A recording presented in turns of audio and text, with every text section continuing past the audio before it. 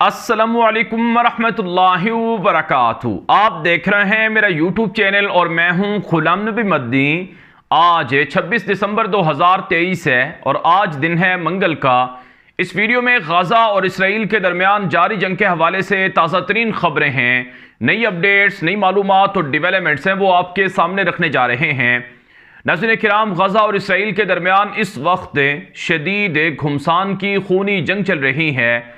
आज इस जंग का 81वां दिन है। इसराइली फौजें गजा के अंदर मौजूद हैं, लेकिन मैदान जंग में इसराइली फौज के छक्के छुड़ाए जा रहे हैं। मैदान जंग से मिलने वाली ताज़ा तरीन बड़ी खबरें मेरे सामने हैं, जो मैं आपके सामने बयान करूंगा, जिनसे आपको अंदाज़ा होगा कि कैसे गजा के अंदर इसराइली यहूदी फौज का तिया पाचा किया जा रहा है और कैसे यहूदी फौज के परखच्चे उड़ाए जा रहे हैं और कैसे गजा के मुजाहिदीन अल्लाह की नुसरत और मदद के जरिए से कामयाब हो रहे हैं। इससे पहले कि मैं बाकायदा खबरों का आगाज करूं, अगर आप मैदान जंग की वीडियोस देखना चाहते हैं जो मुजाहिदीन की जानिब से नशर की जाती हैं, तो आपको हमारा x Twitter account Ghulam Nabi Madani follow करना पड़ेगा। इसके साथ साथ आप हमारा टेलीग्राम चैनल भी ज्वाइन कर सकते हैं, जहां पर हम ये वीडियोस दिखाते हैं। या तो एक्स ट्विटर अकाउंट पर आप ये वीडियो देख सकते हैं और बसाव का वहां नशर नहीं होती है, तो आप हमारे टेलीग्राम चैनल पर वो वीडियोस देख सकते हैं मैदान जंग की। इसके अलावा आप हमारे व्हाट्सएप के ग्रुप्स में शामिल हो सकते हैं, वहां भी हम नशर करने की कोशिश करते हैं इन वीडियोस को, ताकि आप तक मालूमात पहुंच सकें। हम यूट्यूब पर वो वीडियोस नहीं दिखा सकते हैं, वो फोटोज या तस्वीरें नहीं दिखा सकते हैं यूट्यूब की पॉलिसी की वजह से। ताहम हमारा नया यूट्यूब चैनल है खबरों की दुनिया, अगर आपने उसे सब्सक्राइब नहीं किया तो उसे लाजमी करें, क्योंकि कुछ खबरें हम अपने दूसरे यूट्यूब चैनल पर नशर करते हैं, ज़्यादातर व्लॉग लंबा हो जाता है, तो इसलिए वहां पर भी कुछ वीडियोस और खबरें आती हैं, तो आप उसे भी फॉलो करें, सब्सक्राइब करें। बहरहाल काम आगाज करेंगे मैदान जंग की ताज़ा तरीन सूरत हाल से कि इस वक्त गजा के अंदर क्या चल रहा है, गजा के किन किन इलाकों में लड़ाई चल रही है। कताइबुल कस्साम के तर्जुमान अबू उबैदा की जानिब से नशर की जाने वाली ताज़ा तरीन खबरें, कार्रवाइयाँ मेरे सामने हैं, जो मैं आपके सामने बयान करूंगा, जिनसे आपको अंदाज़ा होगा कि कैसे मैदान जंग के अंदर मुजाहिदीन अल्लाह के फजल और मदद से यहूदी फौज को तबाह कर रहे हैं। आज की सबसे बड़ी धमाकेदार खबर इस वक्त मेरे सामने है। कताइबुल कस्साम ने गजा के मुख्तलिफ इलाकों में यहूदी फौज को घेर रखा है। जो जो इलाके हैं गजा के, वहां पर मुजाहिदीन मुकाबला कर रहे हैं और यहूदी फौजों को जहन्नम वासल कर रहे हैं। मैं आपके सामने आज की बड़ी खबर रखूंगा कि कताइबुल कस्साम के तर्जुमान अबू उबैदा ने बताया है कि गजा के दो इलाकों में, जिनमें से एक का नाम हय्यत तुफा है और एक का नाम हय्यत दुरज है, इन दो इलाकों में, ये गजा शहर के महल्ले हैं, इन दो महल्लों में मुजाहिदीन ने 9 इसराइली फौजी टैंक और फौजी गाड़ियां यासीन 105 मिसाइलों से जला दी हैं। ये सिर्फ दो इलाकों की कार्रवाई की अपडेट्स हैं जो मैंने आपके सामने रखी हैं। एक और बड़ी खबर, इंतहाई जबरदस्त खबर, जिससे इसराइली फौज के नुकसानात का आप अच्छी तरह से अंदाजा लगा सकते हैं। खबर यह है कि जबालिया, जो गुज़श्ता एक हफ्ते से शदीद जंग का मैदान बना हुआ है, जबालिया के इलाके में मुजाहिदीन ने एक इमारत में पनाह लेने वाले यहूदियों पर हमला किया।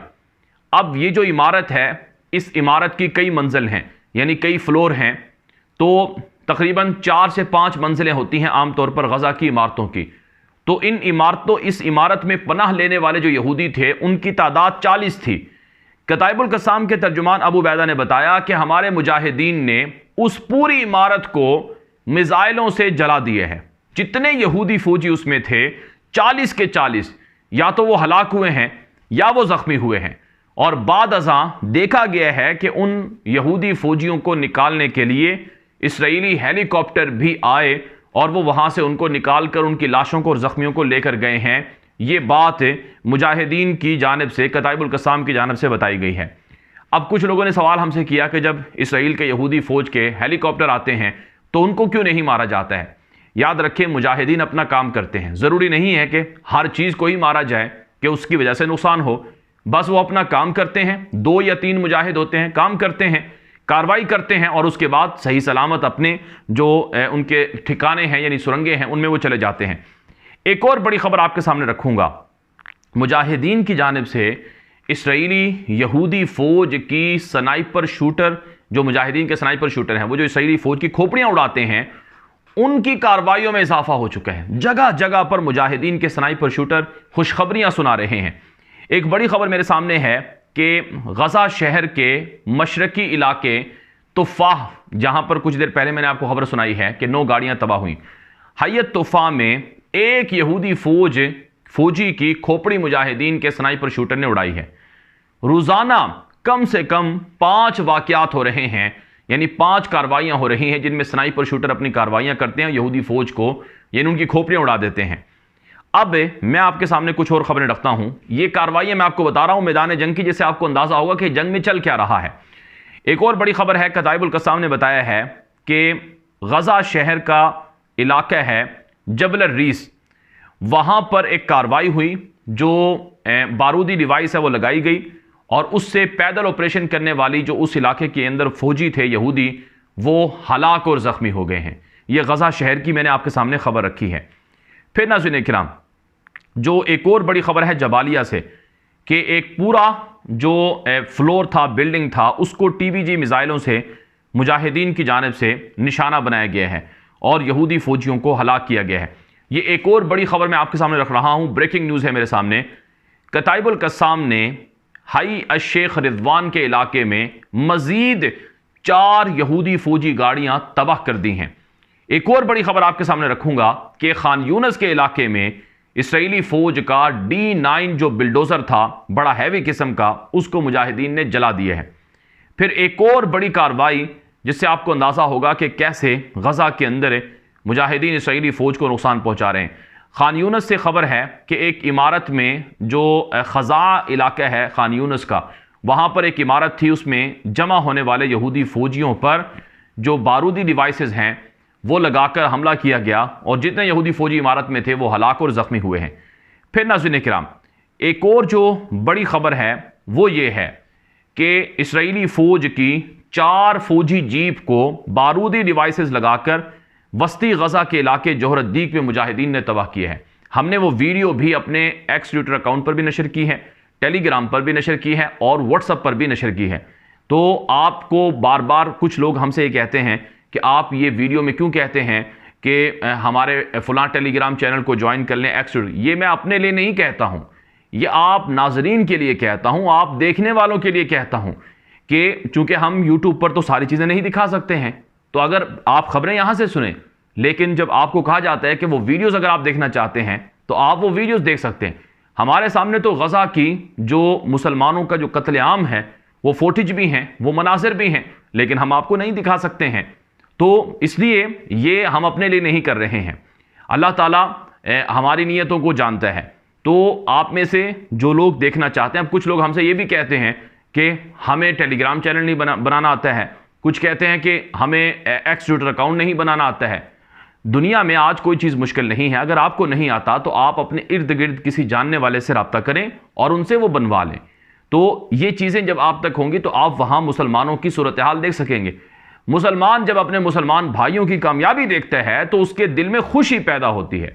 भारत इकराम, अब वो जो 4 फौजी जीपें थी, पहले डिवाइसेस लगाई गई, जैसे ही यहूदी फौज की जीपें वहां से गुजरी तो वो फट गई और यहूदी फौज की 4 जीपें उड़ गई और फिर उस जगह पे कुछ मजीद फौजी गाड़ियां थीं, वो भाग रही थीं इन हमलों की वजह से, तो उनको मुजाहिदीन ने दूर से यासीन 105 मिसाइलों से तबाह किए। ये मैंने आपके सामने पिछले तकरीबन 24 घंटे की जो सूरत हाल है, जो ब्रेकिंग न्यूज़ हैं, वो मैंने आपके सामने रखी हैं, जो कार्रवाइयाँ हैं जिनसे आपको अंदाज़ा हुआ होगा कि गजा के मैदान जंग में चल क्या रहा है। अब मैं आपके सामने कुछ मजीद खबरें रखता हूँ कि कताइबुल कस्साम मुजाहिदीन ने जो इसराइली यहूदी फौजी जमा है गजा के मुख्तलिफ इलाकों में, उन पर मार्टर गोले फायर किए हैं। मार्टर गोलों की जो बारिश है वो की है और एक मुजाहिद ने कहा कि खुदा की कसम, हम यहूदियों के नापाक वजूद से मस्जिद अक्सा को, क़िबला अव्वल को, फ़लस्तीन को और गजा को पाक करेंगे। और ये मिसाइल आज हम दाग रहे हैं, गजा से सब यहूदियों को मिटा देंगे, निकाल देंगे, इनके वजूद को ख़त्म करेंगे और तेल अवीव में एक दिन हम जाएंगे। और ये वीडियो भी हमने अपने एक्स ट्विटर अकाउंट पर और टेलीग्राम चैनल पर नशर की है। तो ये हैं वो बड़ी कार्रवाइयाँ। इसके अलावा ये तो कताइबुल क़स्साम की कार्रवाइयाँ हैं जो गजा के अंदर हुई हैं।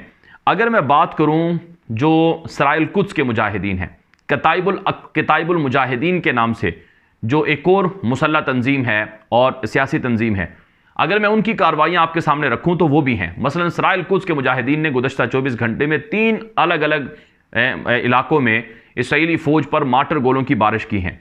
और गुज़श्ता 24 घंटे में सराइल कुद्स के मुजाहिदीन ने तकरीबन 6 इसराइली फ़ौजी टैंक और गाड़ियाँ तबाह की हैं। जैसे कताइबुल क़स्साम कार्रवाई कर रही है, ऐसे ही सराइल कुद्स के जो हरकतुल जिहाद अल इस्लामी के मुजाहिदीन हैं वो भी कार्रवाई कर रहे हैं। फिर एक और जो बड़ी खबर है कि कताइबुल मुजाहिदीन के नाम से गजा की एक मुसल्लह तंजीम है, उन्होंने इसराइली फ़ौज का बमबार ड्रोन तैयारा मिसाइल मारकर गिराया, गोली मारकर गिराया और फिर उसके मलबे पर कब्जा कर लिए है। यानी इसराइल का बमबार बड़ा एडवांस किस्म का जासूसी वाला ड्रोन था जिसको मुजाहिदीन ने निशाना बनाया, गिराया और उसके मलबे पर कब्जा कर लिया। और उसकी जो वीडियो है उस जहाज़ या ड्रोन के गिराने की, वो भी हमने व्हाट्सएप पर भी, टेलीग्राम चैनल पर और इसी तरह से ट्विटर अकाउंट पर नशर की है, वो आप देख सकते हैं। तो अब तक तकरीबन 20 इसराइली फ़ौज के जहाज़, जिनमें से ज़्यादातर ड्रोन हैं और ड्रोन्स भी मुख्तलिफ तरह के, स्काई लार्क है, स्काई रेसिंग है और क्वाडकॉप्टर हैं और मुख्तलिफ तरह के नाम हैं उनके, मुख्तलिफ तरह के जो ड्रोन्स हैं वो गिराए गए हैं। और 2 हेलीकॉप्टर मुजाहिदीन अब तक इसराइल के पिछले 50-60 दिनों में गिरा चुके हैं। तो ये सूरत हाल है गजा की, मैदान जंग की, जिससे आपको अंदाज़ा हुआ होगा कि कैसे गजा के अंदर इसराइली फ़ौज को नुकसान हो रहा है। अब एक और बड़ी खबर आपके सामने रखूंगा कि इसराइली फ़ौज की जानिब से एतराफ़ किया गया है कि गुज़श्ता 24 घंटे में 27 यहूदी फ़ौजी ज़ख्मी हुए हैं, जिनमें से अक्सर शदीद ज़ख्मी हैं।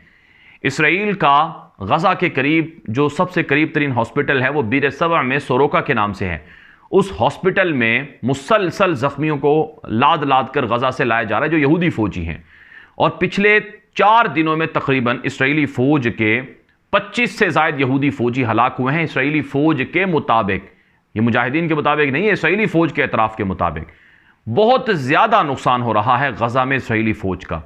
लेकिन अब ये जो नुकसान है, ये नुकसान नाज़रीन किराम इसराइल की मौजूदा सियासी क़यादत को, वो अपनी कुर्सी बचाने के लिए वो इस नुकसान को नुकसान नहीं समझ रहे हैं। मैं आपके सामने खबरें रखूंगा कि इसराइल के अंदर बगावत है, इसराइली फ़ौज के अंदर बगावत है। मसलन आज की बड़ी खबर, धमाकेदार खबर जिसने मुसलमानों के दिलों को खुश कर दिए है, वो ये है वयशफी सुदूर कौमिन मुमिनीन। मुसलमान जब इस तरह की वाक़यात या कार्रवाइयाँ देखते हैं तो उनके दिल ठंडे होते हैं। अल्लाह ने कुरान में कहा है। खबर यह है कि इसराइली फ़ौज का सबसे मजबूत तरीन फ़ौजी यूनिट है, ब्रिगेड है, गोलानी ब्रिगेड। गोलानी ब्रिगेड को इसराइल अपना सबसे मायानास ब्रिगेड बताता है और इसराइल कहता है कि जितनी जंगें इसराइल की तारीख में लड़ी गई हैं वो गोलानी ब्रिगेड ने अचीव की हैं, यानी उन बड़ी अचीवमेंट है उनकी। हुआ यह है कि गोलानी ब्रिगेड का जो कमांडर था, जो सरबरा था, उसे ओहदे से हटा दिया गया है। ये खबर है मेरे सामने कि गोलानी ब्रिगेड का जो कमांडर था उसे ओहदे से हटा दिया गया है। अब गोलानी ब्रिगेड के कमांडर को ओहदे से क्यों हटाया गया कि उसने इसराइली फ़ौज का बड़ा नुकसान करवाया है शुजाइया के इलाके में। गजा का शुजाइया इलाका है जहां पर गोलानी ब्रिगेड दाखिल हुई और शुजाइया को फतह करने के लिए, याद रखें 2014 में भी 54 दिन इसराइल ने जंग लड़ी थी गजा की, लेकिन वो शुजाइया के अंदर आकर मारा गया था। तो शुजाइया को दोबारा इसराइल ने फतह करने की कोशिश की तो उसके नतीजे में इसराइली फ़ौज के 2 कमांडर हलाक हो गए, बड़े जो कमांडर थे गोलानी ब्रिगेड के, और उनके जो नायबीन थे वो ज़ख्मी हुए।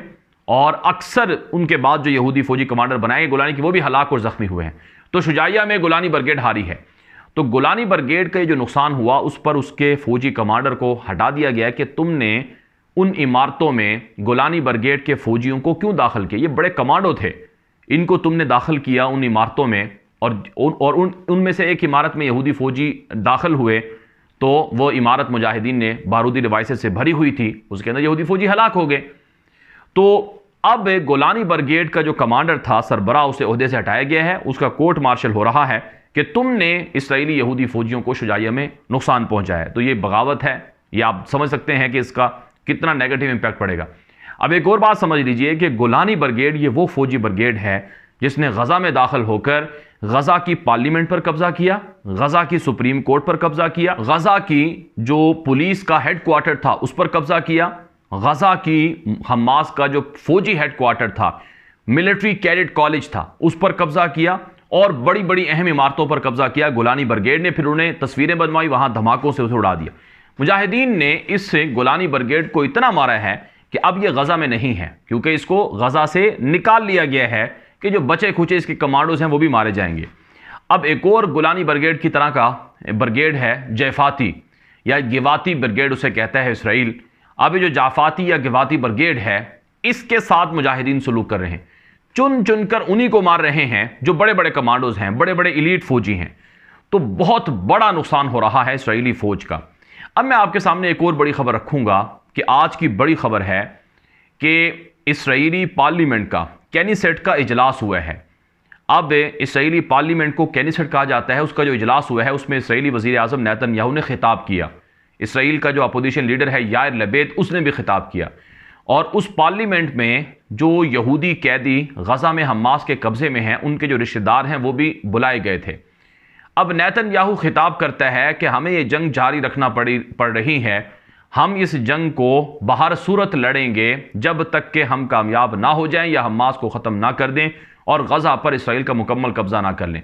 नेतन्याहू ने कहा कि हम दुनिया में किसी भी मुल्क में नहीं जा सकते हैं, हमने तो ये लड़ाई लड़नी है। अगर आज हम खामोश रहें तो हमास इसराइल के वजूद को ख़त्म कर देगा। नेतन्याहू ने कहा कि हम इसराइली कैदी जो हमास के कब्जे में हैं उनको रिहा कराने के लिए हर तरह की कोशिश कर रहे हैं, उसके लिए हमें वक्त चाहिए। लिहाजा मैं अपनी कौम से कहता हूं कि इसमें हमारा साथ दें। तो जितने यहूदी कैदी थे उनके जो रिश्तेदार जो आए हुए थे पार्लियामेंट में, उन्होंने कहा नेतन्याहू तुम झूठ बोल रहे हो, अभी के अभी हमारे कैदियों को रिहा करवाओ। लोग बिफरे हुए हैं जिनके रिश्तेदार कैदी हैं हमास के कब्जे में, वो भी ये समझते हैं कि हमास हमारे रिश्तेदारों को ख़त्म नहीं कर रहा है। इसराइली यहूदी कहते हैं कि हमास हमारे इसराइली कैदियों को हलाक नहीं कर रहा है, हलाक करने वाला इसराइल है। इसराइल बमबारी कर रहा है, इसराइली फौजें वो वहां जाकर कार्रवाई करके अपने ही यहूदी फौजियों को मार रही हैं। लिहाजा लोग नेतन्याहू के खिलाफ हो चुके हैं। तो पार्लियामेंट में बड़ा शदीद गुस्से का इजहार हुआ नेतन्याहू के खिलाफ और नेतन्याहू के मुंह पर उसे लान तान की गई। फिर इसराइली जो अपोजिशन लीडर है यायर लपेद उसने खिताब किया और कहा कि हमास को बाद में ख़त्म कर दिया जाएगा, अभी ज़रूरी है कि फौरी तौर पर इसराइली कैदियों को बाहर सूरत रिहा करवाया जाए, चाहे किसी भी कीमत पर हो, उनको घर वापस लाया जाए। अब मामला कुछ यूं है कि इसराइली वजीर आज़म के खिलाफ 3 मुकदमात चल रहे हैं। इसराइली अदालतें फरवरी से नेतन्याहू का मुहासबा शुरू कर रही हैं करप्शन बदनवानी की वजह से, और नेतन्याहू की कुर्सी भी जाएगी और उसे गिरफ्तार भी किया जाएगा। नेतन्याहू अपनी सियासत बचाने के लिए वो इस जंग को जारी रखे हुए हैं। नेतन्याहू कहता है कि मैं हर सूरत में लड़ूंगा, जो मर्जी हो जाए। अब आज की एक और खबर है जिससे इसराइल के अंदर बगावत और इख्तिलाफात को तकवीयत मिलती है, वो ये है कि इसराइल की खुफिया एजेंसी मोसाद है, मोसाद का जो चीफ है उससे इसराइली वजीर दिफा योआफ गालंट ने मुलाकात करनी थी। नेतन्याहू ने योआफ गालंट इसराइली वजीर दिफा को रोका कि तुम तने तनहा मुलाकात मोसाद के चीफ से नहीं कर सकते हो। मोसाद का जो चीफ है खुफिया एजेंसी का, वो दुनिया में मुख्तलिफ जगहों के दौरे करके कैदियों के तबादले के हवाले से डीलें कर रहा है। इससे पहले इसराइली जो आर्मी चीफ है उसको भी नेतन्याहू की जो सिक्योरिटी गार्ड था उसने उसको रोका था और उसकी तलाशी ली थी। तो बताया जाता है कि इसराइल के अंदर बहुत ज़्यादा बगावत फैली हुई है, इसराइली यहूदी बिफरे हुए हैं। अब इसराइल का जो कौमी सलामती का वजीर है तमार बिन गफीर, उसका बयान भी है। उसने कहा कि ज़्यादा से ज़्यादा हमले किए जाएं, गजा में जितनी बमबारी होगी उतना ही इसराइली कैदियों की रिहाई के इम्कानात वाज़ेह होंगे। यानी नेतन्याहू फंसा हुआ है। अमेरिका कहता है कि जंग बंद करो, नेतन्याहू कहता है कि नहीं करनी। नेतन्याहू की इत्तेहादी यहूदी जमातें हैं, वो कहती हैं कि नेतन्याहू तुमने जंग बंद की तो हम तुम्हारे से अलग हो जाएंगे। अवाम कहती है कि जंग बंद करो, अपोजिशन जमातें कहती हैं कि जंग बंद करो, इलेक्शन करवाओ। तो हालात इसराइल के अंदर बहुत ज़्यादा ख़राब है। आज की एक और खबर सुन लीजिए कि इसराइल की इकॉनमी को 14 अरब डॉलर 14 बिलियन डॉलर का नुकसान हुआ है इस जंग की वजह से। यानी इसराइल को ये जो लड़ाई है अब तक गजा की वो 14 बिलियन डॉलर में पड़ी है। ये इसराइली वजारत ख़जाना ने कहा, ये मैंने नहीं कहा। इसराइली वजारत ख़जाना कहती है कि 14 अरब डॉलर का नुकसान हुआ है। अगर जंग मजीद जारी रखेंगे तो इसराइल को बहुत ज़्यादा इकॉनमी में मईशत में नुकसान होगा, उनका बजट खसारा होगा और दुनिया के साथ तिजारत नहीं हो रही है। इसराइल पैसे कहाँ से लेगा और मुल्क को कैसे चलाएगा, इस पर बहुत ज़्यादा परेशानी है। तो इसराइल का 14 अरब डॉलर का नुकसान नहीं हुआ है, 500 अरब डॉलर से ज़्यादा का नुकसान हुआ है, क्योंकि योमिया 400 अरब डॉलर तो सिर्फ 400 मिलियन डॉलर का नुकसान तो सिर्फ एक गैस के कुएं से हो रहा है जो बंद पड़ा हुआ है। एयरपोर्ट्स बंद हैं, कारखाने बंद हैं, 10 लाख लोग बेरोजगार हैं, लाखों लोग मुल्क छोड़कर चले गए हैं, सारे एयरपोर्ट्स बंद हैं और जो पैसा लगाया जा रहा है गजा के अंदर वो अलग है। बहरहाल ये इसराइल का वो आईना है जिससे आपको अंदाजा होगा। अब मैं आपके सामने एक और अहम तरीन जो चीज़ है वो रखने लगा हूं कि इसराइली फौज के मजमूई तौर पर गजा में तकरीबन 1100 टैंक, फौजी गाड़ियां, बिल्डोजर वगैरह तबाह हुई हैं, जीपें वगैरह मुकम्मल या जुज़वी तौर पर। जो कताइबुल कस्साम हैं उन्होंने तकरीबन 800 इसराइली फौज के टैंक, फौजी गाड़ियां अब तक तबाह की हैं। अब यहां पर एक और बड़ी अहम दिलचस्प चीज़ समझने की है कि मिरकावा टैंक, इसराइली फौज के फौलादी किले करार दिए जाते हैं मिरकावा टैंकों को। ये जो मिरकावा टैंक हैं ये मुजाहिदीन ने बहुत ज़्यादा मारे हैं। सिर्फ कताइबुल कस्साम ने कोई 350 मिरकावा टैंकों को मारा है। एक टैंक की मालियत 35 लाख डॉलर से भी ज़ायद की है और एक टैंक को उड़ाने के लिए मुजाहिदीन ने जो मिसाइल इस्तेमाल किए हैं उसकी मालियत बमुश्किल 600-1000 डॉलर के दरमियान है। तो ये नुकसानात इसराइली फ़ौज के किए गए हैं। बहरहाल किराम, अब मैं आपके सामने कुछ मज़ीद खबरें रखने लगा हूँ कि गज़ा और इसराइल के दरमियान जो लड़ाई है ये हमें फैलती हुई नज़र आ रही है। वो कैसे इस जंग की जो आग है वो फैल रही है, वो इस तरह से कि ईरान और इसराइल के दरमियान तबले जंग बच गया है। ईरान के मशहूर जनरल और कमांडर थे जिनका नाम सैयद रज़ी मूसवी था, जो जनरल कासिम सुलेमानी, जिनको अमेरिका ने बगदाद एयरपोर्ट पर मिसाइल मारकर कत्ल किया था, जो जनरल कासिम सुलेमानी थे ईरानी अल-कुद्स फोर्स के बड़े कमांडर और सरबरा, उनके करीबी साथी थे ये सैयद रज़ी मूसवी, जिनको इसराइल ने बमबारी करके शाम के दारुल हुकूमत दमिश्क में कत्ल किया है। अब ईरानी जो फौज है उसको कहते हैं अल-हरस अल-थौरी या रेवोल्यूशनरी गार्ड भी कहा जाता है, यानी ईरानी सिपाही पासदारान इनकलाब। वो जो ईरानी फौज है उसका ये बड़ा कमांडर था, बड़ा जनरल था और जनरल कासिम सुलेमानी का साथी था और ईरानी जो फौज है उसके टॉप 5 जो कमांडर्स हैं या जनरल हैं उनमें इसका शुमार होता था। तो ये इनको, यानी जो जनरल हैं ईरानी, इनको दमिश्क के अंदर इसराइल ने बमबारी करके इनके साथियों समेत कत्ल किया है। अब ये इतना बड़ा मामला है कि ईरानी सदर इब्राहिम रईसी का बयान आया है कि ये जो काम किया है इसराइल ने ये ऐसे ही नहीं जाएगा, इसकी कीमत अदा करना पड़ेगी इसराइल को और हम बदला लेंगे। ईरानी सिपाही पासदारान इनकलाब फौज की जानिब से कहा गया है कि हम इसराइल से बदला लेंगे। आप जानते हैं ईरान के कई साइंटिस्ट को भी इसराइल कत्ल कर चुका है और कई जर्नैलों के ऊपर भी हमले कर चुका है।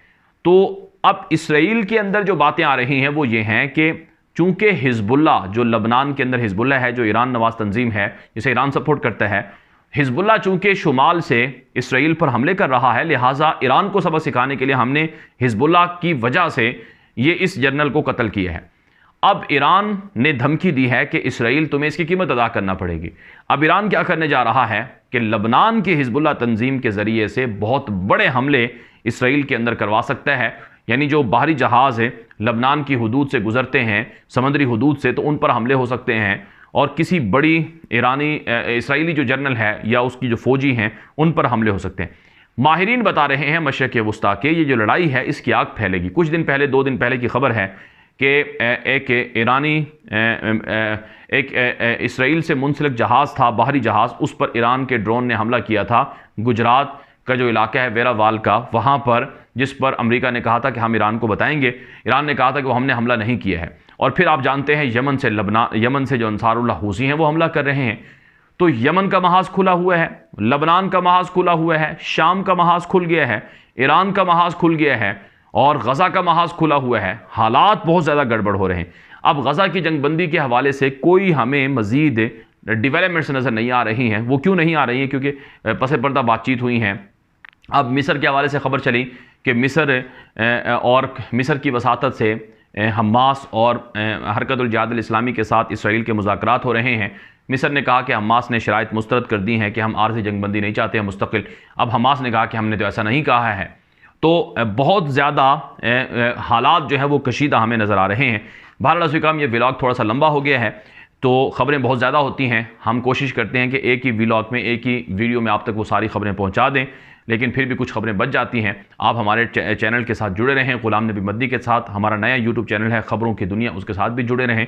वहाँ पर अलग से मालूमात होती हैं, वीडियोज़ होती हैं, और हमारे तमाम जो प्लेटफॉर्म हैं उनको ज्वाइन कर लें। आपको भरपूर अंदाज में जो तमाम तफसीलात ख़बरें हैं वो देखने का मौका मिल सकेगा। इजाज़त दीजिए। अस्सलामु अलैकुम रहमतुल्लाहि व बरकातुहू।